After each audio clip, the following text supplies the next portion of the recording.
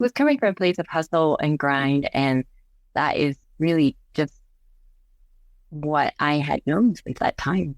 I didn't know anything other than that. Like I did not know how I could work from a place of ease and from uh what I like to say now is work from a place of being versus working from the place of doing. Welcome, beautiful souls, to Say Yes to Your Soul podcast. I'm your host, Tessa Lynn Auburn, and I'm so grateful that you're here with me today. This is the space where we empower women like you to connect deeply with your soul, to shine in your business, and live a life filled with purpose and joy.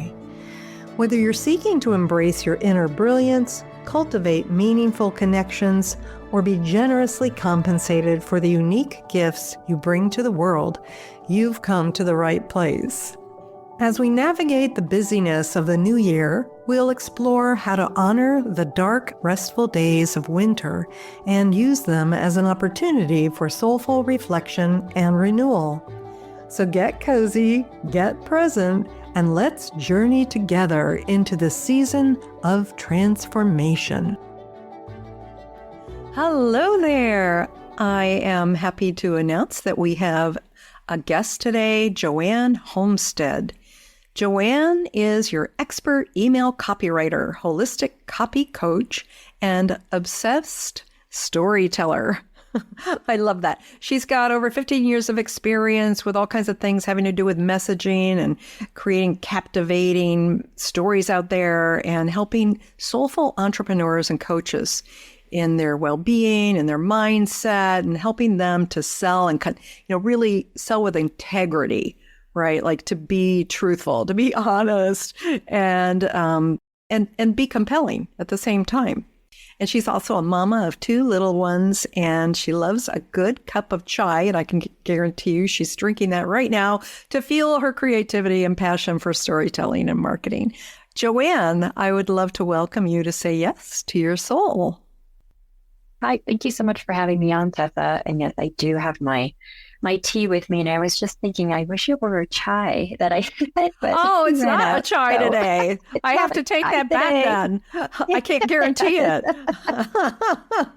I'm having an orange spice herbal tea right now. Oh. So I wish it were a chai. Well, I trust that chai is in your future soon. Yes, thank you. I hope you enjoy your herbal.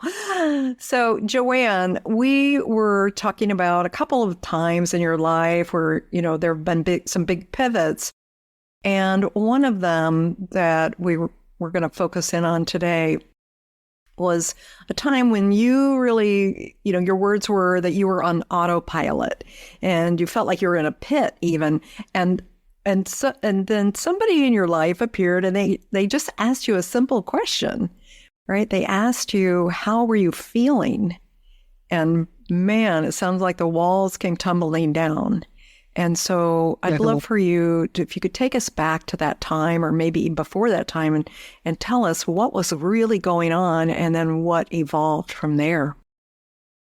Sure. Yeah. So just to set up a little background and context at the time, you had asked me, how was it I was feeling? What was the tension at that time? And I had to be so honest with myself. Like I did not even know I was in a pit because I was on such an autopilot at the time. And that was I felt like just normal. It was just normal where I was. I didn't even think about like, oh, I'm actually in a pit and I could climb out of this. And so it was really having taught for those 15 years, my 15-year teaching career, and just being in burnout every year. I'm just in a burnout cycle every year. And I remember by the time it was summer break, I was exhausted. I needed the whole time to just recover and feel like I can go back to teach again. And there was a lot of factors involved with the burnout, including of course, the external factors, meaning the school system and how it's set up, and The expectations and the pressure was just immense. And then also, like, there was an internal pressure coming from myself that I don't think I even realized. I just thought it was just all external. Yes, of course. That would make sense. Yeah. Mm-hmm. And so I was kind of blaming the system and this supervisors, all the things, and not realizing that there was also a pressure coming from within, which was also causing my own burnout. And so, yes, I was in basically this burnout cycle pit, you could say. And it was someone who appeared in my life. This was now 3 years ago. And he asked such a simple question that people ask me all the time. How are you? That's like automatic for people. Hey, how are you doing? And automatic answer is good. But my automatic answer of good did not come out. She asked me, how are you? And she kind of paused and she asked it again in that way that a friend asks, like, no, like, really, how are you? Not just a pleasantry. And I just broke down. I just broke down crying. And it was like the floodgates had opened. And that's when I realized and almost acknowledged for myself how I was exhausted. I was so tired. Because at the time I had a newborn, my second son, who was a newborn at the time. And I was really pushing myself in my business, even with my, just having had a baby. Oh, and sure. just putting a lot of pressure on myself. And then, I wasn't sleeping well and all that. So, well, what kind of pressures were you putting on yourself at that time? So that's such a great question. It was a lot of pressure to get back to work. Like, I felt like I planned like a month off, and then I thought I could gradually go back to, going back into my business. But what really happened was I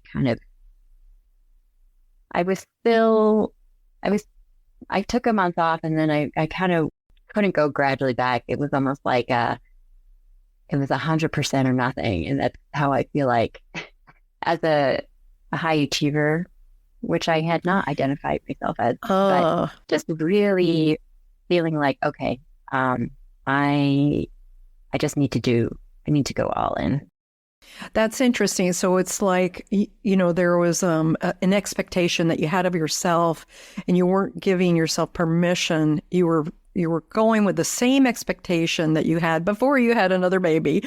And that was, like, achieve a lot, be perfect, get it right, don't make any mistakes. What was your biggest fear if you didn't go all in? What were you afraid of? So I was afraid my business would stall out. I was afraid that, I wouldn't be able, like, I needed to do the things in my business so that I could bring in the revenue so that I could support financially for my family. Yeah, so that can feel really, really big and be very consuming. So all your attention and all your focus goes onto the I must do this energy, but it wasn't like coming from your heart and your soul, and you weren't feeling like you were thriving into it. You were just like pushing yourself into it. Oh yeah, it felt like it was such like what I would imagine is like feeling like aggressively pushing, like grinding the gears, and the gears, it felt really hard, which is probably why I was also exhausted because it was really coming from a place of hustle and grind. And that is really just what I had known since that time. didn't know anything other than that. Like, I did not know how I could work from a place of ease and from, what I like to say now is work from a place of being versus working from the place of doing. Yes, absolutely. I'm 100% all about that. And I am curious, so that you're in this place of kind of meltdown, breakdown, like when you realize you just had all this intensity going on and you've been pushing yourself. What happened next? How did you start to get into the beingness? So it was definitely one was the awareness piece. That was kind of my first acknowledgement to, oh, I am in a pit. I don't want to be in this pit. Oh yeah, like But, not wanting to be there, wanting to be somewhere else. Yes. right? Like, I actually don't want to be in this pit now that I see that I'm in a pit. And then, just like trying to get out of the pit, not the most wonderful of things. It's very uncomfortable. Sure. Like, what were some of the things in the beginning that you tried to do that just were failures? Well, I think the biggest thing for me is ignoring it. I like to, as I like to say, sweep it under the rug. Like, I am very good at just sweeping it under the rug. We're not gonna deal with it. We're not gonna look at it. We're just gonna sweep it under there, and we'll just keep going. Just keep going, grinding, doing the thing. That definitely doesn't work because that's how I ended up where I was, is just ignoring. So Yes. I did need to confront myself, which when you're looking, it's like when you're looking in the mirror at yourself and it's like you don't want to make eye contact with yourself. Oh, yes. Yeah. Yeah, that's what it was like. Like, I didn't want to make eye contact with myself, with basically my soul. Yeah. It's can be, I know what you're talking about. It's been many, many years since I've had that experience myself, but I know what you mean. Like that moment where you don't want to even reveal it to yourself because it's just so, I think we know on a certain level, it's just not right. It's not right to feel that way. And yet we do, and we're not sure what to do about it. Mm-hmm. Oh yeah. So how did you start to unplug from the grind culture? And you had some awarenesses, and then what came next? I think yes, definitely the first big revelation was that instead of being all the external, like it's all the external things that are causing the stress. It's not really the baby, or it's not my husband, or it's not the bigger system, and realizing that, oh, it's me. I'm in my own way. That was the big moment for me, going, okay. And then looking, like digging and seeing, like, okay, what's in here, and just having the courage to look and see, because it's so uncomfortable to see to realize, like, oh, it's me. And also, oh, this is like the way I was thinking. The way I was thinking is getting in my way. So, like, for instance, at the time I was feeling like very begrudged being a mother. I felt like my kids were just almost like a burden, and like, why do they keep coming to me and needing things?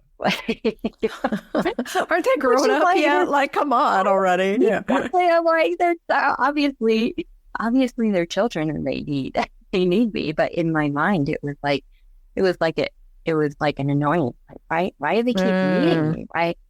And I think this also stems back to the way that I was raised in my family as well, in the way that my mom may have felt like we were a burden for her. And so that was the first big hurdle, like realizing, like, oh my gosh, I don't want to, I don't want to think that way. I don't want to feel that way and think that way about my kids. And so I had to really you were talking about honesty, like be really honest with myself, and realize that no, like I chose to have kids. I chose this, and it's an opportunity. Like I get to be their mom. I get to spend time with them and love them and be able to teach them and all those things. And just that flip was it made such a huge difference for me in the way that I approached my everyday, in my business and for my family. I felt like I could be more present with my family and be more present in my work, because instead of feeling like when I'm at work, I'm thinking about my family, and then when I'm with my family, I'm thinking about work. Did you have a specific tool or way that you got to that, that you made that commitment towards greater presence? Yeah, I was working with a coach at the time, and it was really through the energy healing that we did together.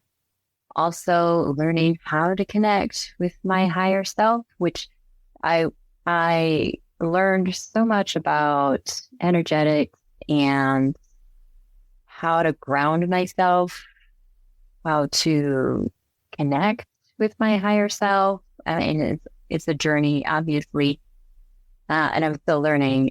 But that was my first taste into it. That was my first kind of exposure to that whole world, and that is what really helped me to be able to have that flip. And also for me, it was learning to meditate and to do this forgiveness prayer that I started to do every night. And it just worked out. Right before I go to sleep, I would do this forgiveness prayer, because that was the time where the kids were asleep, quiet. I'm usually just in the bedroom, and I have the lights off, so it's just dark. We also play white noise for the kids when they're sleeping. So there's like a ocean, an ocean sound in the room. So it just feels cozy and safe, because it's dark. I usually just sit on the bed in the darkness with the ocean noise on, and be able to really think about like who do I need to forgive, specifically, like today or more in general. And I've kept up that practice almost every day. I was definitely doing it consistently every day for a couple years, and I'm still doing it consistently now. There might be a week where I fall off, but then I get back on it, because I know how I feel afterwards. I always, like, sometimes I'm like, I'm tired, I just want to go to sleep, but it helps me sleep better. I fall asleep much faster. It usually takes me, it can take me like an hour or more to fall asleep. And I've always been jealous, because my husband can fall asleep in like a snap of a finger. He would be talking a sentence to me, and then just fall. He'll be saying, "Well, I'm going to fall asleep now," but as he's saying that sentence, he falls asleep. So it really has helped with my sleep too. That's wonderful. I love what you're saying here. You're part of what you're talking about is something that I experience a lot with clients who come to me for these roadblock removal sessions. And a lot of them are struggling with sleep.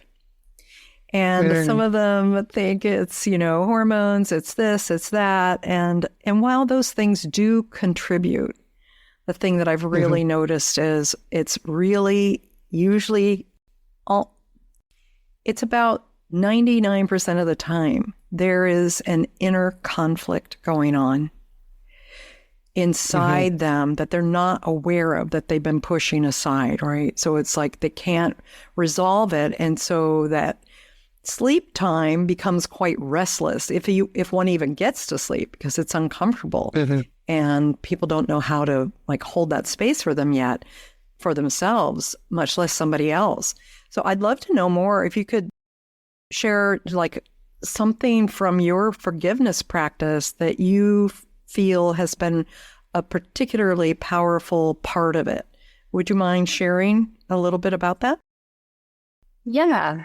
So it was really about letting go. And it kind of is what you're talking about, is don't even realize. It goes back to that awareness piece again. You don't even realize what you're holding in your body, what you're holding energetically when you don't even know that you're holding these things until you actually take the time and space to give time to think about like like finding that tension, like what is it that's bothering me? What am I thinking about that actually something that's not serving me? But you usually don't notice because it's just your mind is just spinning and you don't even realize what you're thinking about. Yes. And so definitely for me, like there was definitely a lot of forgiveness around like my family, talking about my kids, like just being able to say, to just like sit down and imagine, I'm visualizing in my mind, and then I'm really like visualizing their soul in front of me, their light, makes such a big difference. And just saying, I forgive you, and being able to let go. I mean, I even have my eyes closed right now. I'm I'm visualizing it right now. Yes. And then also, for my husband as well, like I didn't realize how much I was begrudging him, poor guy, around, like it was generally around why am I the only one making the money financially for our family, and feeling like I have to do, it goes back to like I have to do these things. I have to do this because it's financially supporting our family. I have to, instead of being like, no, I get to. So I was able to forgive him and realize like, I get to give him this opportunity to watch our kids and he's amazing with the kids. And I'm so grateful for that. And I get to run my business, but I love it. It's not like this. It's not like something that I like, oh gosh, like I have to do this thing. Like I love working with my clients. I love storytelling. I love being able to write. Like I get to do these things. And so there was the forgiveness piece, and there was also the piece of, wow, like seeing it so differently, like not as I have to, but I get to. Yes. And so that whole letting go process, that's what it leads to, right? It leads to a whole new perspective on things. Yeah. Yeah. It really does. Beautiful. And so can you elaborate just a little bit, take us a little bit further into the future here, or into the present, which is, what were some of the main things that started to redefine you? Like how you think about yourself as you got more and more into those new perspectives? What became possible, Joanne? For me right now in the present moment, it really is, it comes down to self-trust for me right now. Trusting myself, because having spent so many years in burnout cycle, and just the way that I was thinking about things like this, the external situations are controlling me, I feel like sometimes I can get into that moment where I'm thinking like, oh no, like I can't do, I can't invest in a program, or I can't invest in myself, or uh, anything like that, because, I might find myself in that same position again in the pit. But Yes, and realizing that's like I can have that self-trust. right. That's exactly the Mhm. whole thing with not trusting oneself is the fear is there that one is going to go back to something that they were doing in the past. And it's just going to, not only that, but it could be worse. I hear that from so many people that before they have their Yeah. breakthroughs, right? This Mhm. is like this really sticky fear that keeps them scared. It keeps them stressed out. And Yeah.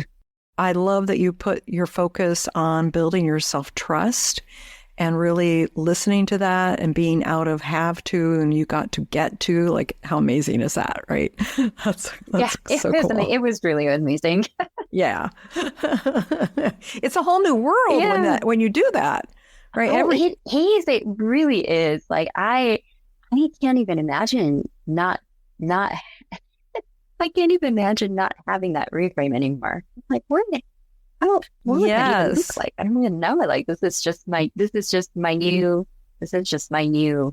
being. This Yes, isn't I where call I'm functioning from. that is more than a reframe. That when you're in it like that, that is a new paradigm. And that is It a is. whole new way of functioning, operating, having energy, and having a fulfilled life. Oh, yes. And the way that I am in my business now is it's just a 180 of what it was like a few years ago when I was still in the pit. Like, I feel so much more grounded in my business. I feel more intentional, and I feel like I can work from a place of I am taking care of myself.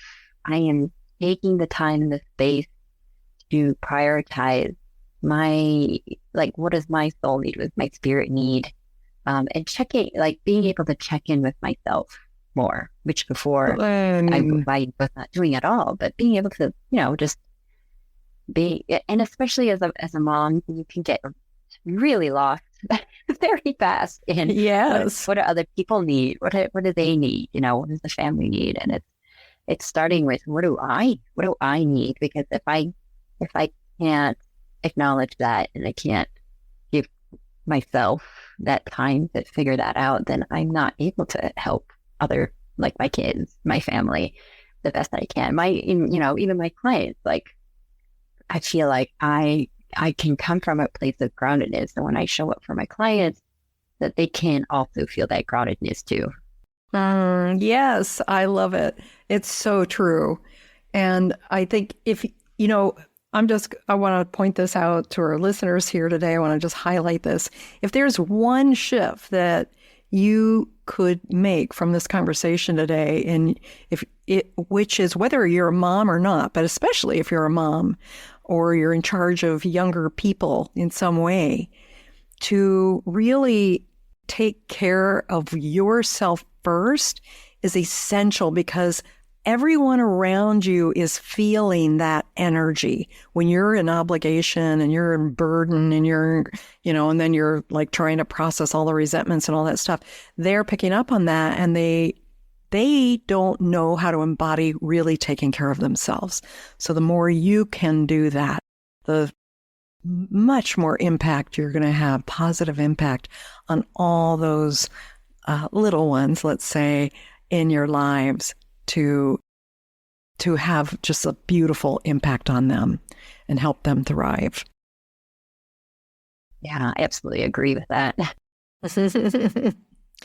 Joanne, I am so glad you were here to share part of your important story, the story, of a woman really moving out of victimhood and into her soul, right? And I love that you're asking yourself these beautiful questions and bringing yourself back to what's really important.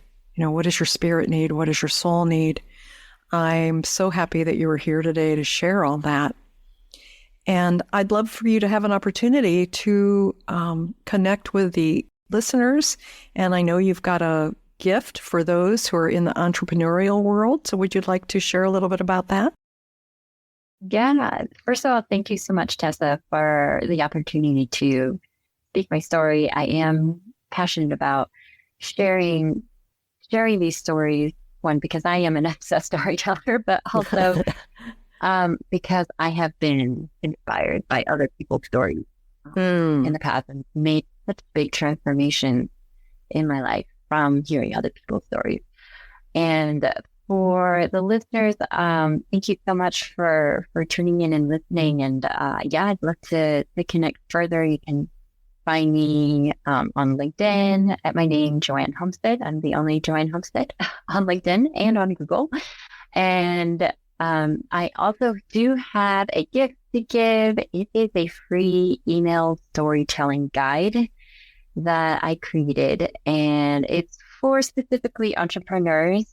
So if you're an entrepreneur listening, if you'd like to learn how to harness the power of storytelling to create messaging in your business that is authentic, that is attracting the right clients in, that is really compelling, then grab my email storytelling guide. It has 25 story prompts in there for you, and specifically for clients in wellness, well-being, and mindset. There are also 7 types of hooks in there, and I give examples and show you how to hook from the first sentence. That's not clickbait, not not manipulative. It's just good writing. And then also there are 15 plus segues in there that are just quick plug and play. So you can write your story and then use one of the segues, plug and play it in, and then segue into your expertise, your business content, your marketing content, and all that. So you can grab that gift, and I believe, Tessa, you have the link for that. We do. It'll be in the show notes for everyone. Okay, great. Well, that's fantastic. Your gift sounds amazing. So all you entrepreneurs out there, it sounds like that would help anybody who's doing anything with copywriting, whether it's for themselves or for someone else. That sounds great, Joanne. Thank you for sharing that. Yeah, thank you. And you're on social media. People can find you there as well and through your website. Yeah. Yes. Mm-hmm. Yeah. Come connect with me in any way you'd like. But also, if you do grab the email storytelling guide, you can hop onto my email community from there, Flourish. And that is where I'm most active, because that's where I love telling stories about flavors and giving copywriting tips and email sequence and email strategy tips as well. Fantastic. All right. Well, thank you for that wonderful offer to all our listeners today. Joanne, our time is coming to a close. I would love if you would share, you could highlight something from what you've already shared here today, or perhaps there's something new coming in that you would like to leave our listeners with. Could be an inspiration or some guidance. Go for it, Joanne. Ooh, okay. So what's coming up for me right now is having the courage to look yourself in the eyes, in the mirror of your soul. So it can feel scary and uncomfortable, but I always know that on the other end, I come out transformed. I come out better. I come out feeling more grounded. I'm feeling more connected with myself in a way that I hadn't before.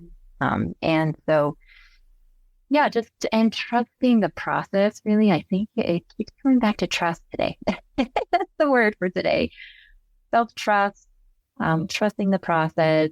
I also have a a little phrase that I have up on my desk right now that says move at the pace of trust. And that's something that I just keep going back to. So I hope that, if you can get anything out of this for today, it's just to have that courage to really look inward and also be able to trust that process as well for yourself. Yes. And so I love that because people tend to give up too quickly. And so when you're looking in the mirror, when you're looking at your soul in whatever reflection mechanism you're utilizing, I would love to also encourage you to stay in the process. And if you need to get support for that, do reach out. It's really not always the easiest to do on one's own. And you can avail yourself of other resources. All right. So Joanne, thank you again for being here and for sharing your story and some of the sweetness of your soul here on Say Yes to Your Soul. Yes. Thank you again for having me on, Tessa. You're very welcome. And I'll have to thank Kat for introducing us again, because I already did, but now I'm like, oh yeah, I really need to thank her now. So thanks. Yes, me too. Yeah. All right, Joanne, thank you.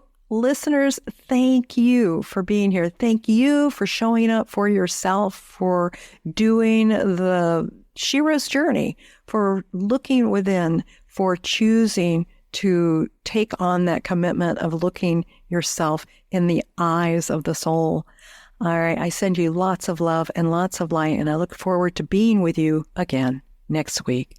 Bye-bye for now. Thank you for joining me on this soul-nourishing journey today. I hope you're feeling inspired to embrace the stillness of the winter season, connect with your inner wisdom, and allow space for your soul to rest and regenerate. Remember, the darkness of winter is not something to fear or to rush through. It's a powerful time for growth, for healing, and for accessing divine guidance. Before you go, I'd love to invite you to take a moment to reflect on today's episode and perhaps explore the meditation I've created just for you. It's designed to help you connect with the angelic realms and invite love and guidance into your life. You can find it at sayyestoyoursoulpodcast.com/multiverse meditation, and I'll also link it in the show notes for you. If this episode resonated with you, I'd be so grateful if you could leave a review and share it with someone you think might benefit from this message. You deserve to say yes to your soul, and I'm here to support you every step of the way. Until next time, take a deep breath, honor the quiet, and trust that the universe is working in your favor. Stay present, stay connected, and most of all, stay true to you.